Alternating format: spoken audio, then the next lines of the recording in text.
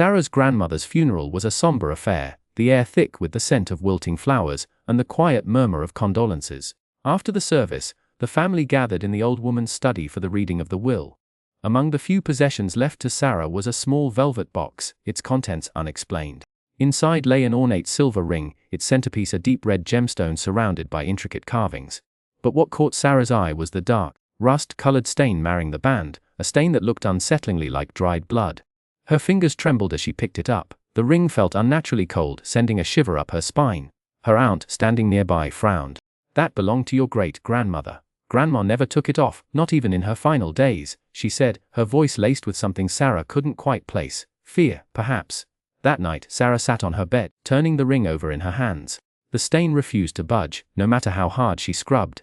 Against her better judgment, she slipped it onto her finger. It fit perfectly, as if it had been made for her. A strange warmth spread through her hand, followed by a fleeting shadow at the edge of her vision. She dismissed it as exhaustion. But as she lay in bed, the house creaked in ways she'd never noticed before. The wind outside sounded like whispers, and the shadows in her room seemed to shift when she wasn't looking. Just before sleep took her, she swore she felt something brush against her cheek. A touch as cold as the grave. Little did she know the ring had chosen her. And it was hungry. Sarah jolted awake in the middle of the night, her heart pounding as if she'd been running. The room was silent except for the faint hum of the refrigerator downstairs, until she felt it. A cold, sticky sensation on her finger. She lifted her hand in the dim glow of her bedside lamp and gasped. The antique ring, her grandmother's ring, was slick with fresh blood. Her breath hitched as she scrambled out of bed, nearly tripping over the tangled sheets. She rushed to the bathroom, flicking on the light, and frantically scrubbed at the ring under the faucet. The crimson streaks swirled down the drain, but as soon as she turned off the water, the blood reappeared, oozing from the ring's intricate grooves, as if it had a life of its own. A knock at the door made her jump. "Sarah, you okay in there?" Mark's voice, groggy with sleep, carried through the wood. She hesitated before opening the door, her hands trembling. "Look at this," she whispered, thrusting her hand toward him. Mark squinted, then frowned. "What am I supposed to be looking at?" "The blood. It's coming from the ring." He blinked, then chuckled, rubbing his eyes. "Come on, Sarah. You're not serious, right? Did you prick yourself or something?" "I didn't. It keeps coming back." She shoved her hand under the faucet again, scrubbing furiously. The water ran pink, then clear, until she pulled it away, and the blood seeped out anew. Mark's smirk faded. He reached for the ring, but the moment his fingers brushed it, a sharp, electric jolt made him yank his hand back. What the hell? Sarah's stomach twisted. This wasn't a prank. This wasn't her imagination. The ring was bleeding. And deep down she knew, whatever was happening, it hadn't even begun to show its true horror. Sarah jolted awake in the dead of night, her heart hammering against her ribs. The whispers had returned, soft, insistent, and unmistakably real. They slithered through the darkness, curling around her like invisible fingers. "Sarah." It was her name, spoken in a voice that was both familiar and alien, as if something were trying to mimic human speech but couldn't quite get it right. She clutched her blanket, her eyes darting around the room. The moonlight filtering through the curtains cast long, skeletal shadows, and for a moment, she swore she saw one of them move. The ring on her finger pulsed with a dull heat, drawing her attention. The dark stain had spread, and now, a thin trickle of fresh blood oozed from its surface, dripping onto the floor. Sarah gasped, scrambling out of bed to wipe it away, but the blood kept coming. Worse still, the droplets didn't pool randomly, they formed shapes. Symbols. Twisted, jagged lines that seemed to writhe as she watched. Her breath came in shallow bursts as she grabbed her phone, fingers trembling as she dialed Mark. He answered groggily, but his usual sarcasm died the moment she described what was happening. The next morning, Sarah sat across from Professor Crane in his cluttered office, the ring heavy on her finger. The elderly historian's face paled as he examined it. "This belonged to Eleanor Voss," he murmured, tracing the engravings with a shaking hand. "A woman from the 18th century who died under unusual circumstances." He lowered his voice, as if afraid of being overheard. "They say she was betrayed by someone she trusted. Her spirit never moved on. It's tethered to this ring, and it's been seeking a new host ever since." Sarah's blood ran cold. The whispers weren't just in her head, they were Eleanor's voice, beckoning her closer, and the symbols on the floor. A message, a warning, or worse, an invitation. Sarah's nights had become a relentless cycle of terror. Each time she closed her eyes, she was thrust into vivid nightmares where Eleanor's hollow, accusing eyes bore into her. The ghostly figure lingered at the edges of her dreams, whispering fragments of a language Sarah couldn't understand but felt in her bones. When she jolted awake, Drenched in sweat, the room would be unnaturally cold, and the whispers would linger, slithering from the shadows. The mirror in her bedroom became a gateway. At first, it was just a fleeting glimpse, a pale face with sunken eyes staring back at her from the glass. But soon, Eleanor's reflection would appear even when Sarah wasn't looking, her skeletal fingers pressing against the surface as if trying to break through. Sarah avoided mirrors altogether, but they found her anyway, in store windows, in the black screen of her phone, even in the glint of a spoon. The ring's corruption was spreading. The dark stain had seeped into Sarah's skin, leaving angry red lines that pulsed like veins. At first, they were just faint marks, but now they split open without warning, oozing blood that dripped onto the floor in the same cryptic patterns she'd seen before. The pain was sharp, as if something inside her was clawing its way out. Mark, who had once brushed off her fears, was now pale and trembling. He'd witnessed the bloodstains reappear on the ring after Sarah had scrubbed it raw.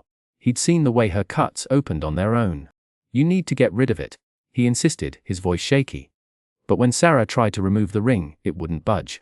It clung to her finger like a second skin, the metal burning cold. They tugged, twisted, even tried soap and oil, but it was as if the ring had fused with her flesh. That night, Sarah awoke to the sensation of something crawling up her arm. She yanked back the covers to find Eleanor's ghostly hand gripping her wrist, the ring glowing with an eerie light. The room filled with the scent of rust and decay as Eleanor's lips curled into a smile. "You're mine now," she whispered, before vanishing, leaving Sarah alone, trembling, uncertain that the worst was yet to come. Sarah's hands trembled as she unrolled the ancient parchment Professor Crane had brought, its edges brittle with age. The ritual instructions were written in faded ink, the symbols eerily similar to those formed by the ring's blood. The professor's voice was steady but strained as he explained the steps: a circle of salt, candles charged with protective herbs, and a binding incantation to sever Eleanor's connection to the ring. Sarah's skin prickled as the ring pulsed on her finger, the dark stain now spreading like veins up her wrist. The air grew thick as they began, the candles flickering despite the absence of wind. Shadows danced across the walls, twisting into shapes that resembled grasping hands. Then, the whispers returned, louder, angrier. Eleanor's voice cut through the silence, a guttural snarl that sent chills down Sarah's spine. The ring's blood dripped onto the parchment, sizzling like acid, and the symbols glowed a sickly red. Professor Crane's eyes widened in alarm. "She's fighting back," he muttered, just as an invisible force hurled him against the wall. Sarah staggered as the ring's blood surged, flooding her vision with fragmented images. Eleanor's betrayal, her lover's knife, the pact she made with the ring to exact revenge. The room shuddered, books flying from shelves, glass shattering. Mark shouted her name, but his voice was drowned out by Eleanor's laughter. The ritual was failing. The ring's power was too strong. Sarah realized with dawning horror that Eleanor wasn't just trapped in the ring. She was the ring. And she would never let go willingly. The blood from Sarah's hand now coursed in rivulets down her arm, forming a grotesque bond with the entity. Professor Crane struggled to his feet, yelling for Sarah to finish the incantation. But the words tangled in her throat. The ring was tightening, digging into her flesh as if it knew what she was trying to do. The candles blew out, plunging them into darkness. In the blackness, Eleanor's whisper was a venomous promise: "You will join me." The air inside the crumbling house grew thick with the metallic scent of fresh blood as Sarah and Mark knelt in the center of the makeshift circle. The ring, now a constant source of agony on her finger, pulsed rhythmically, as though feeding on her fear. Professor Crane's instructions echoed in Sarah's mind, but the moment they began the incantation, the temperature plummeted. The candles flickered violently before extinguishing altogether, plunging them into darkness. A guttural laughter filled the room, and Mark's body stiffened suddenly, his eyes rolling back until only the whites remained. His voice twisted into something inhuman. Eleanor had taken hold of him. Sarah scrambled backward as Mark's contorted limbs jerked unnaturally, his bones cracking like dry twigs. The ghostly presence radiated from him, thick and suffocating. The ring's blood dripped freely now, pooling at Sarah's feet, its dark tendrils forming the same cryptic symbols she'd seen before. The markings ignited with an eerie glow, casting grotesque shadows on the walls. Eleanor's voice hissed through Mark's lips, taunting Sarah with fragments of her own memories, twisting them into cruel mockeries.